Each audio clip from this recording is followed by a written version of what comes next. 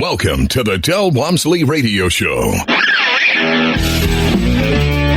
Del challenges the status quo, questions everything, and empowers you to return to your core beliefs to make your life better. If you're ready to hear the truth and get your roadmap to the lifestyle you really want, the next hour will change your life. And now, your host, self-made millionaire, national award-winning investor of the year, CEO and founder of Lifestyles Unlimited, Del Walmsley. Welcome to the Del Walmsley Radio Show, where the hype ends and the help begins. I'm your host, Del Walmsley, and as always, want to learn more about Lifestyles Unlimited and the real estate education and mentoring program? Call us at 866-945-6565. That's 866-945-6565. Or go to lifestylesunlimited.com to register for our free workshop. We're working on your financial freedom. Today, I've got 4 different topics I'm going to cover. So hopefully I can get each topic covered during a segment and not go long on it. But if we don't, I just won't get to them. But the first topic was brought about by me doing some reading this morning.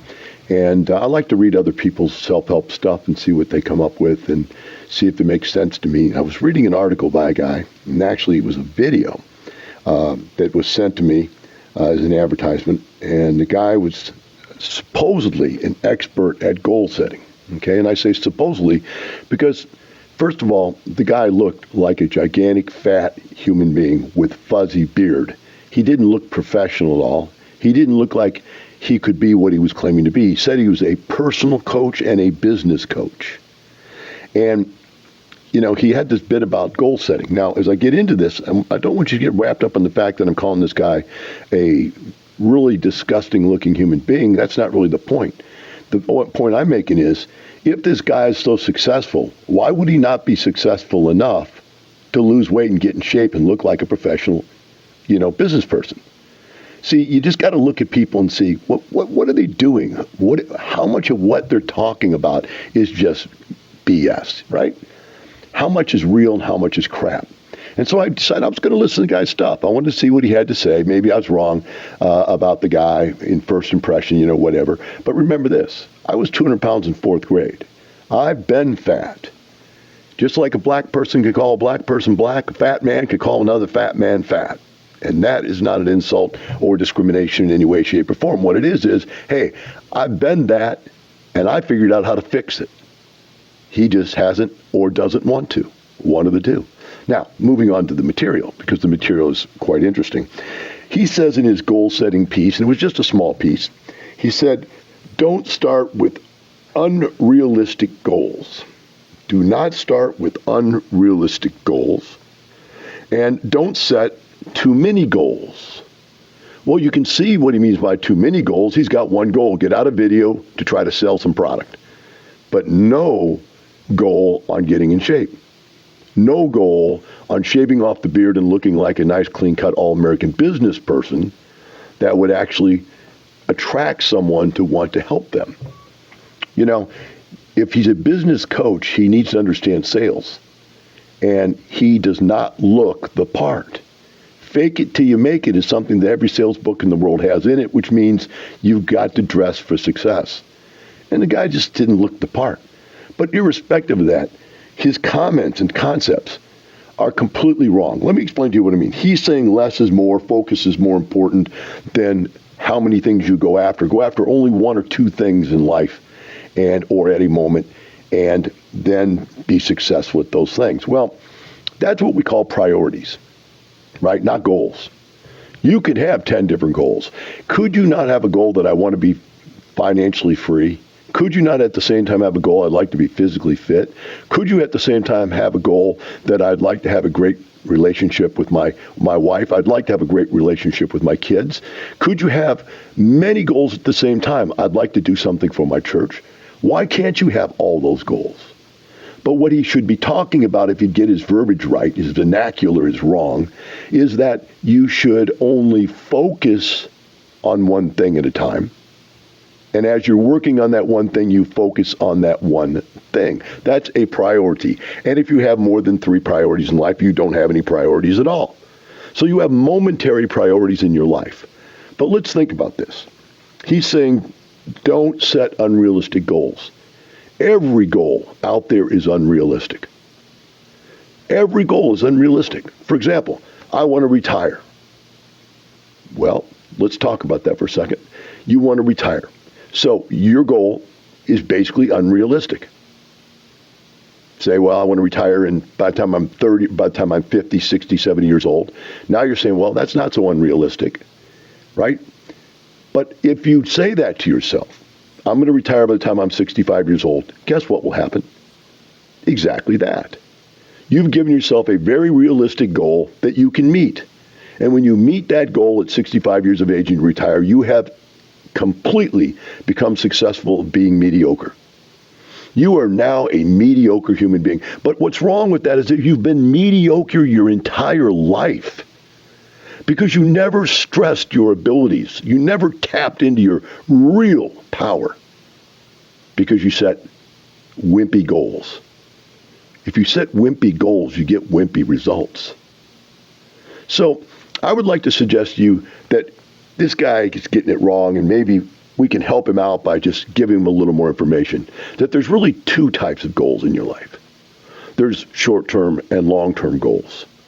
There's big goals, and then there's monetary or momentary steps in between where you take that goal and you break it up into bite-sized pieces. So if I were to say, I want to retire in 5 years or less, that's probably an unrealistic goal. According to this guy, I'm sure. To most people, that's unrealistic. Yet we have people here at Lifestyles do it over and over and over and over again. Now, once they decide that that is their goal, then we're going to sit down with some short-term goals, right? And the short-term goals are going to be set up to get something done in a time period, a short time period.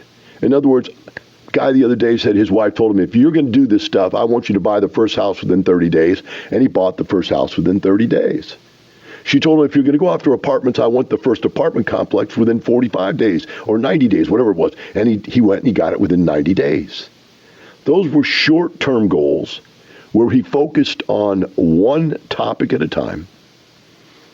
But they did not and were not and are not even today his long-term goal. His long-term goal might be I think he said he wanted to be like Robert Martinez, so he wants to own 10 apartment complexes or better thereof. Have an incredible business. Have incredible employees. Have an incredible life. That's a big unrealistic goal for a guy that only owned 9 houses and even 4 years ago didn't even own 9 houses. Now he wants to own 10 apartment complexes. Wow. So here's this guy trying to convince people in a seminar, in a video that was sent out, that you should have wimpy little goals. Man, let's think about this for a second. How do you set a goal? To set a goal, you've got to ask a question. And you have to ask the right question. For example, I want to lose weight. I can tell you how to lose weight. If you ask yourself how to lose weight, it's very simple. Stop eating. Right? You'll lose weight. But is that really what you want? I can tell you another way. Work out 12 hours a day. Every day. And you'll lose some weight. But is that really what you want? So you're not asking the right question. You could lose 100 pounds, or you can lose 20 pounds and gain it all back the next week. So losing weight, is that really the question? Is that really the goal? The goal is to lose weight and then to gain it right back again? That's not really the goal, is it? But you haven't defined the goal. And if you don't define the goal will define itself. So how many of you start on a diet and exercise program and say, I'm going to lose some weight? And you do. You lose 5 or 10, maybe even 15 or 20 pounds. But you never get all the way to where you really want to be. And you don't, in most cases, maintain what you've already accomplished. So you ask the wrong question. A better question would be, how could I lose 15 pounds? How could I lose 25 pounds? A very specific amount. And that would be a better question because you know whether you've succeeded or not. When you lose 15 pounds, you've succeeded. right? But that may not get you where you really want to be. A better question is, what if you lose the 15 pounds and gain it back? A better question is going to be, how do I lose 15 pounds and then maintain that loss? That's the key. Asking the right questions is going to create the right results. But they've got to be giant, giant goals. Because if you shoot for the mountaintop, you're going to hit the dirt. If you shoot for the stars, you're going to hit the moon. We'll take a short break, pick this up on the other side. We'll be right back with the Del Walmsley Radio Show.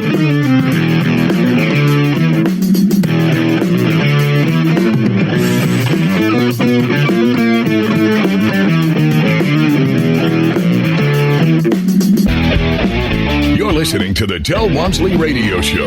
Del will be right back with more life-changing principles in just a few minutes.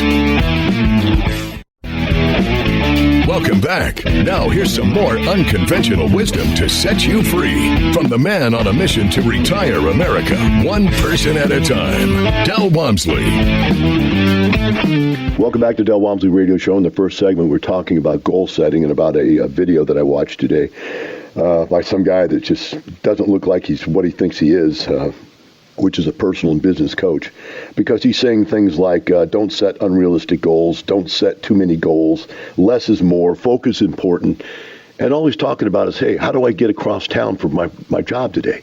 I mean, this is unrealistic is what this world is all about. You have been given a set of realistic goals from your childhood. Don't do this, don't do that, don't play in the street, you get hit by a car. All this messaging you've gotten your entire life leads to a life of quiet desperation. Think about the lies that we were told during our entire life. Don't play in the street. So you tell your kid don't play in the street, and what have you done? You've taken away their ability to get anywhere because now they're afraid of the street. When the truth of the matter is you walk out in the street, you can play in it all you want as long as you look to your left and look to your right because cars only come from two directions, and you watch for big, noisy things coming at you. Then you can play in the street all you want. Well, the same thing is true. Take your money and put it in a 401k and put it in an IRA because it's safe. But what you've done is you've taken away the vehicle. You've taken away the vehicle to get to where you want to be in life, to be wealthy and successful financially. You can't put your money in a 401k and an IRA.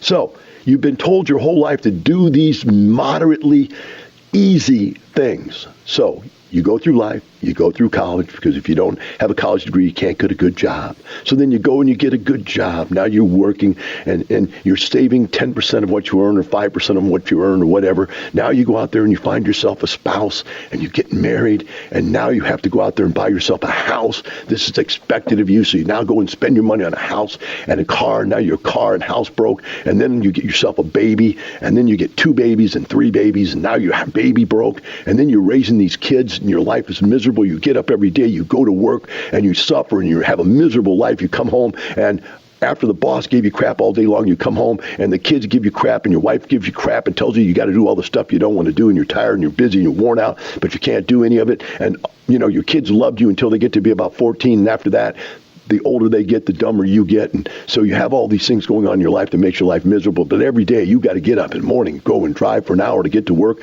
and then work all day long and drive for an hour back. And all this time your money's earning no money. You're developing no savings. You're not getting any closer to being retired. And you realize you have to do this for the rest of your life. And then it happens. Right? It's just you're almost a nervous breakdown. At this point, what you do is you need somebody to love you because nobody else is loving you. And so you get yourself a dog, and the dog loves you when you come home. You got somebody who loves you. Problem is you got to pick up its turds in the backyard. So he's leaving you crap every day too. Now you got more people giving you crap, and you do this for 30 or 40 or 50 years. And you go, I did it. I accomplished what I set out to accomplish. I did what the plan was to do. I've got the kids through college. They're out of college. We're empty nesters. Don't really know my wife anymore. We really don't have any type of relation anymore. But we'll get it back. We'll kindle it back now when she's so old that, I don't even really want to look at her. I'm so out of shape that I really can't do anything if I did. And, we'll get back and we'll try to live 65 years of our life in the next 5 to 10 years of our elderly lives. Except for one problem, we don't have enough money to do that, so I'm going to have to continue to work part-time. Or if we do have enough money to retire, it's just barely enough, and we will not be able to travel the world because we don't have enough money to travel the world. We're just going to have to live frugally and go to dinner at 4 o'clock every day to get the senior's discount, right? That's life. And that was a well-laid plan. That was a serious set of goals that you had for your life, but they're mediocre. What good is it to set goals that are mediocre? This guy is so crazy, so out of it, that he's teaching the same lies that everybody else in life teaches, which is less is more. Don't set unrealistic goals. Wow. And, by the way, don't set more than one goal, right? Like, you shouldn't have a goal that by the time and during my entire 30 years of working, I could stay physically fit, that I could create and maintain great relations with my spouse, that I could have a great set of relations with my children. Those goals are too many. You can't have them all. You got to get that money that you can retire with. You've got to get that 40 years of work under your belt. You've got to have that big house, and you become house poor. You need 2 or 3 cars. You need 4 college degrees. Little Billy can't even read or write, and he's going to college because that's the goals that were set up. You have a set of goals, and they are wimpy. They are realistic, but boy, do you really want them? Just because you can be wimpy doesn't mean you have to be wimpy or that you should be wimpy. Yes, we all have the capacity to live a mediocre life, a life of quiet desperation. We all have that capacity, but does that mean we have to use that capacity? Does that mean we need to live down to society's standards? I don't think so. I firmly believe that you need to shoot for the stars. You've got to go for something big. Hey, I'd rather go for something big and not get there, miss the stars and hit the moon, than to go for something moderate that I can achieve. You're way better off, right? So to do that, we go back to the questions. You have to ask the right questions. How do I retire in 5 years? Not in 35 or 40 or 50 years. You have to have a timetable, and it has to be an unrealistic one. And that's what people do when they come to lifestyles. I'm going to retire in 5 years or less. You have to say, I want to retire making more, taking home more cash than I take home from my job. I don't want to retire because I'm living poor. No, I understand that I make $100,000 a year, but I only take $60,000 a year home. That's all I take home. That's what I live on after taxes and my 401k contribution and everything else that comes out of my check. So what am I going to do? I'm going to take home $65,000 a year of tax-free income and keep it all. Now, why do I want $65,000 worth? Because I want to do better than what I did at my job. I took home 60, now I want to take home 65. So I've got these financial goals, but at the very same time I'm accomplishing these goals over the next 5 years, I want to lose 25 pounds, and I want to keep it off. And I don't want to do something I don't enjoy to do it, so I'm not going to do a starvation diet or join up for one of these stupid diet programs. I'm going to learn to eat the moderate way that I should to not only lose the weight, but to maintain that while eating foods I enjoy. Now that's a good goal. I'm going to learn to work out in a way that keeps me fit, but in a way that I can enjoy, so I can maintain it for the rest of my life. I'm going to work in 1 or 2 date nights a week with my wife. I don't care that we're so busy with our kids. 1 night a week, somebody's going to babysit those kids. I'm going to go to my kids' games. I'm going to get out there and see them do these things while they're young, so they'll forever know that their parent cares. And I'm going to do all these goals at the same time. We'll take a short break, be right back with the Del Walmsley Radio Show.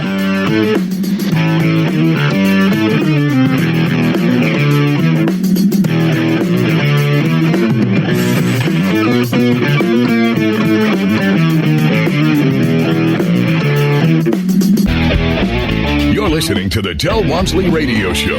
Del will be right back with more life-changing principles in just a few minutes. Welcome back. Now here's some more unconventional wisdom to set you free from the man on a mission to retire America, one person at a time, Del Walmsley. Welcome back to Del Walmsley Radio Show. Today, I want to discuss with you a different concept. The concept is one of debt equity. and what it's doing to you as a human being or as a family with your investments. And I do this in live seminars in a way that really probably doesn't work on the radio, but I'll go through it for you, because if you're listening to the podcast, if you're driving, you're probably not going to be able to get this, but if you listen to the podcast, and by the way, if you are driving and listening to the shows, you should realize that there are podcasts of every show I do that you can go back to and listen to again if you'd like to. So if you miss this, that's fine, but what everybody do is add up their total net worth. So that'd be the value of your net value of your home after you take off the mortgage, your 401k, your IRA, your savings accounts, your stocks and bonds, your cash, savings, all of your assets, including little Billy's college fund, all of your money, add it all up. What is your net worth? Most people don't even know that. And that's the first thing you should do, is know what your net worth is. You can't have a goal, like we were talking last segment about a goal of something you don't even know what it is. And your net worth is really the secret to wealth. You've got to be able to build that net worth. And secondly, not only do you want to build and protect that net worth, you have to have a return on it. And if you don't have a return on it, then it's useless even having it, because all you're going to do is you're going to spend it one way or another. Whether you spend it now or you spend it later, you're just spending it. So the net worth has to have a return. So what I want you to do is add up your net worth. Then what I want you to do is take and add up all of your passive income for a year ago, 2017. And passive income is going to be, interest income, royalty income, net rental income. That's the net amount after all the costs and expenses that goes with it. Net rental income. It's those things that come to you from investments. Now, by the way, a retirement account is not passive income. That's deferred earned income. In other words, you've already earned it, and now you're getting paid it, right? That's deferred compensation. So that is not earned income, or is not passive income. A 401k money, if you're pulling money out of a 401k, that is not passive income, because the 401k is earned income. You put it in there, your employer matched it because you had a job. So what you got to ask yourself is, what income producing assets do I own? And how much income did I own? Even if I didn't go to work, how much income would I earn in 2017? Now, the next step is to take the income and divide it by the net worth. And what you have is a return on your net worth. And what most people find when we do this live is that 95% of the people have less than 1% return on their net worth. Now, how do you expect your family to get anywhere financially when you're making less than 1% on your net worth? That's a very scary thought, to try to figure that out, how you think you're going to get rich on that, or how you're going to live off of that. Even if you had a high net worth, you only made 0.5% or 0.1%. I mean, you're talking about, they don't even have a percent return. They have 0.1% return is what you're looking at. Now, that's about 90% of the people. And then some people have some investments, say another 5% to 6 or 7% more. So you've up to like 95, 96, 97%. And they're making somewhere between 1 and 5% return on their net worth. And that's because they've employed this capital to do something, right? Now, the problem is they might even be making deals that make 100% return on a real estate deal. But that 100% then is divided out across $800,000 worth of net worth, and it doesn't really mean anything because it's a very small percentage. So they have lowered this return, even though they're out there doing stuff that's very successful investments. But they've lowered the rate of return on those investments by having too much equity. So the number one thing that kills an investor is debt equity. That's money sitting there doing nothing. What are the worst culprits? The worst culprits are your personal residence, your 401k, and your IRA. Now, I know you think that you've got $400,000 in your IRA or your 401k. I'm sorry. You don't. Because you have to give up half of it to take it out. Even if you wait until you're 59 and a half, you still have to pay your income tax rate on that money to get it out. So you don't have what you think in there. So it's really kind of delusional. You're thinking, wow, this thing's making me money, but it isn't, because you have never got it. If you don't get the money, you aren't earning the money. This is something you have to understand. Until you earn money and get it where you can spend it, you haven't earned it. You say, well, it's on a piece of paper called my 401k, and I see that numbers on that piece of paper getting larger. Sure, and they will until the day they don't, and that day they might go backwards on you. So you can't say, well, I was up to 500,000, now I'm down to 300,000, but I made the 200,000. No, you never made the 200,000, guys. That's the problem.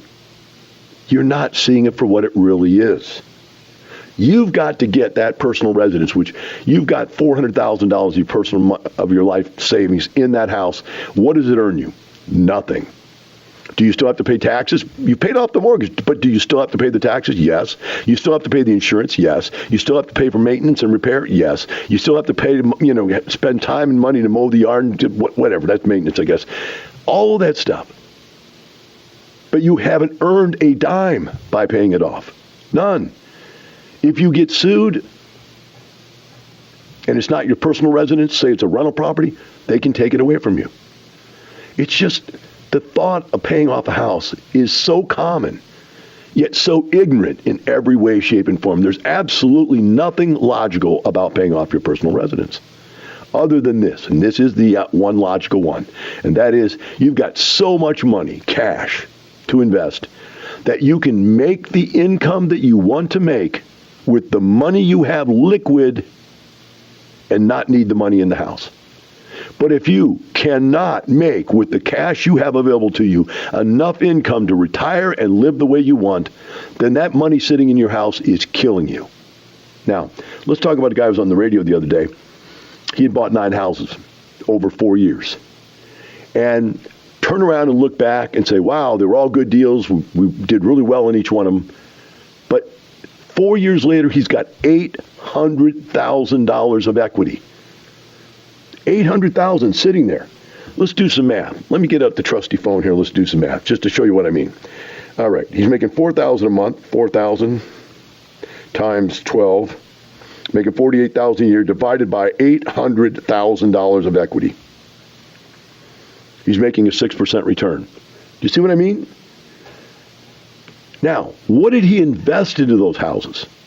He probably invested less than $25,000 a house. Let's say 20 grand a house times 9. Let's come up with that number. Just show you the difference, what he thinks he's earning, or what most people would think they're earning. 20,000 times 9 is $180,000.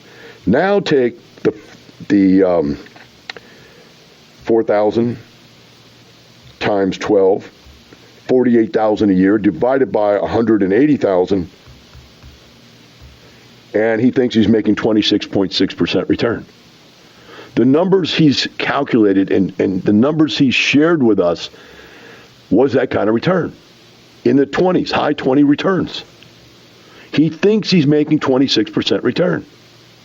But in reality, he's making 6% return on his family's net worth. His net worth in those houses is $800,000. He thinks it's 180 because he's not counting all of the dead equity. It's just like it's not even there. Just like you're paid in full home, that money's not even there. It's this kind of thinking, guys, that keep you poor.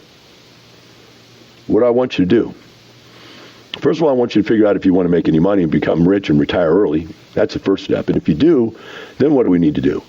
Then we need to get on top of where your money's going to come from to invest. Or do we have enough to work to start with without doing anything? You just got money laying around? We'll do that then. If not, where's the next easiest place to get the money that costs us the least to go get the money?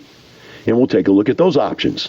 Maybe it's borrow from your 401k. Maybe it's liquidate your 401k. Maybe it's liquidate your IRA. Maybe it's refinance and cash out refinance your house. You got rental properties. Maybe we refinance and pull equity out, or maybe it's time to sell them and move on to something larger like an apartment complex. Those are the kinds of decisions we have to make about your financial position before you even start making a move. Because if you start small and collect pebbles, you're going to end up with a bucket full of pebbles and you're never going to own a rock. If you want to own a rock, you got to figure out how to go buy a rock. And that rock may mean you have to trade in all your pebbles. Remember Monopoly? 4 greenhouses and then turn it over to a hotel. and then 3 hotels. Yeah, that's Monopoly. That's what we're playing in life. Same game, different name. Ours is called life. Take a short break. Be right back with the Del Walmsley Radio Show.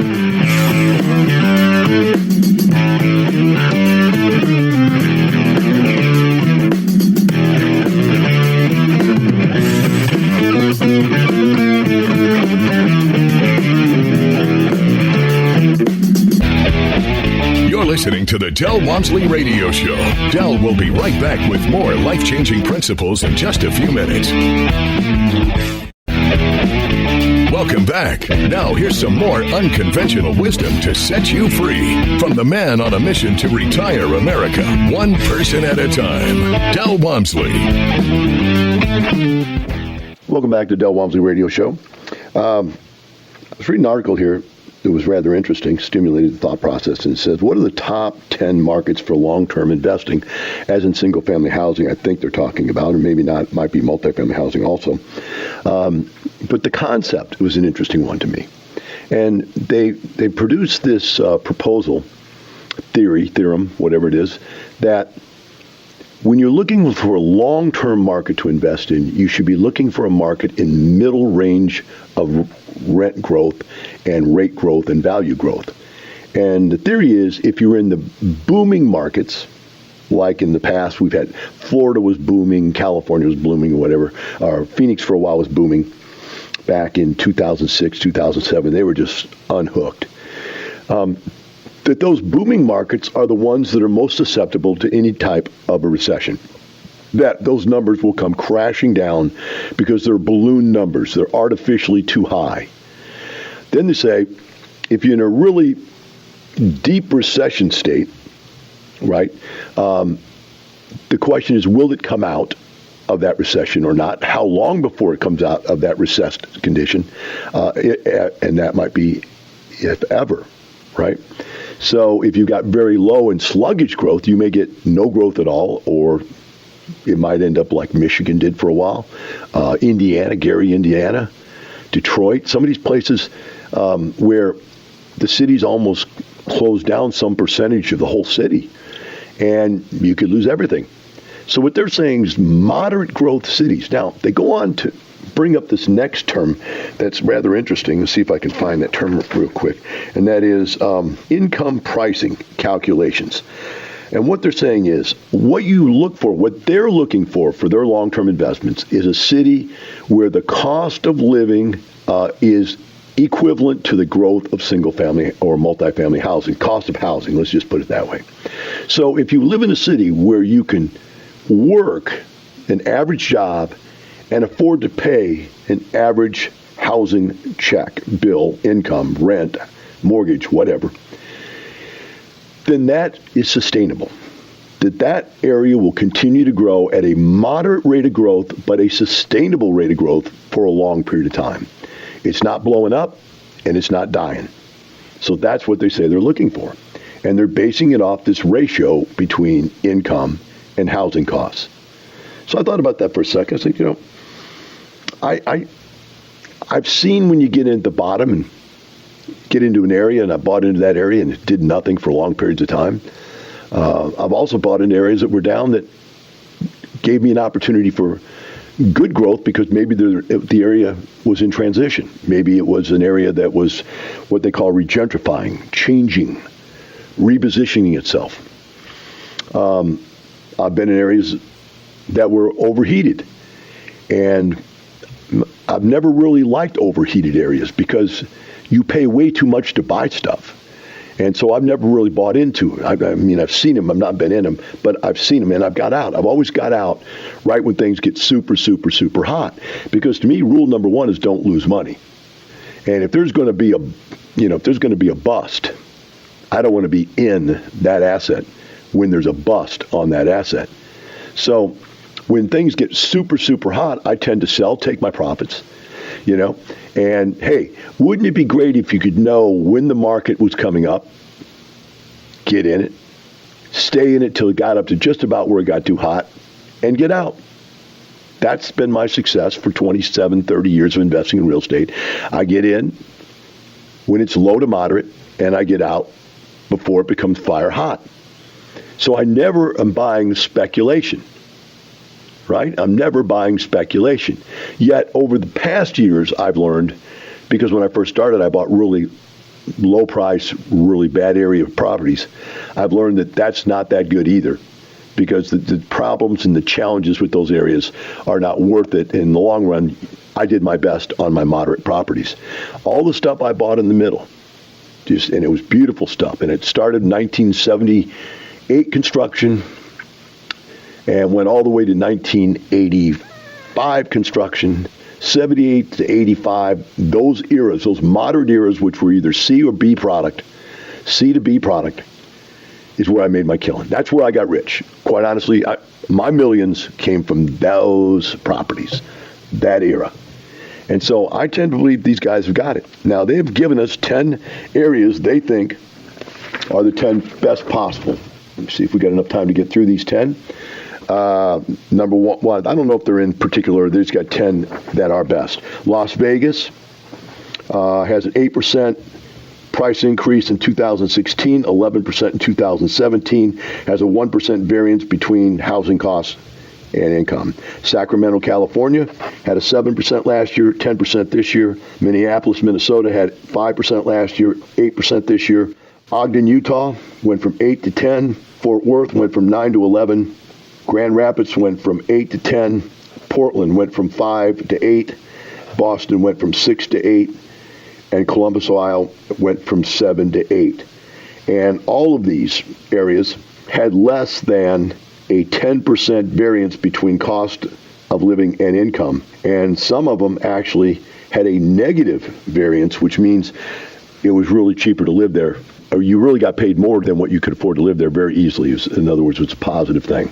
If that's the case, what we're going to do, let's get ourselves in some good, solid, middle-of-the-line real estate investments that are going to solidly maintain their growth over a long period of time. And that will solidify your family's wealth for your entire generation.